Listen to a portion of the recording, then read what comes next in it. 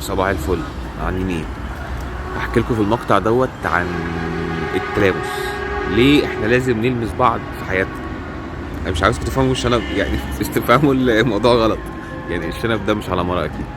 المهم، انت مثلا لو عندك قطه، انت عندك قطه او عندك كلب، الكلب ده بيعرف منين انك انت بتحبيه؟ يعني طب ما انت بتتكلمي، هو بيفهم كلامك ما بيفهمش كلامك.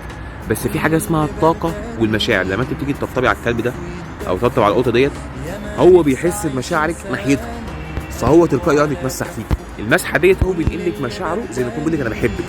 بس الحب التعبير عنده عشان يوصل لك بمشاعر بالتلامس، فاللمسه ديت بتوصل لك الطاقه بتاعته والمشاعر بتاعته. تمام. احنا ازاي نصلح العلاقات في بيوتنا وبين اهالينا بالتلامس؟ يعني نعمل ايه بقى؟ بص يا معلم، واحد واحده متجوزين، احسن طريقه ان هم يعبروا بيها عن الحب ان هم يحضروا بعض.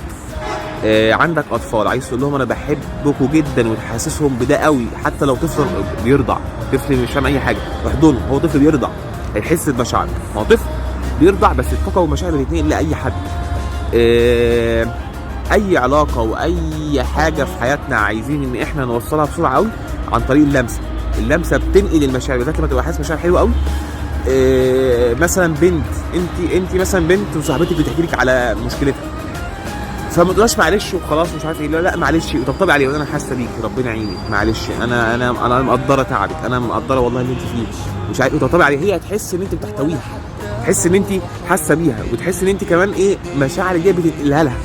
فاي حاجه واي حد احنا عايزين نحسن علاقتنا بيه ونخلي علاقتنا احسن عن طريق اللمسه.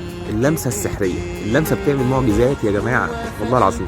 وبرضك مش عايز حد يفهم كلامي غلط، لان الشنب ده على راجل مش على مره. انا بعمل كده مع اخواتي، مع اهلي، مع الناس اللي انا بحبهم، اصحابي، اصدقائي، اخواتي.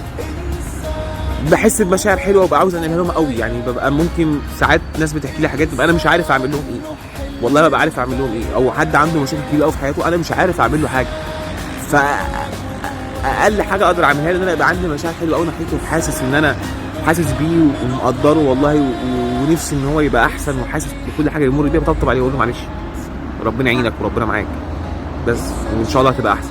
هو بيحس ان هو احسن لان اديته طاقه معنويه عاليه جدا عن طريق ان انا لمسته. بس صباح الفل.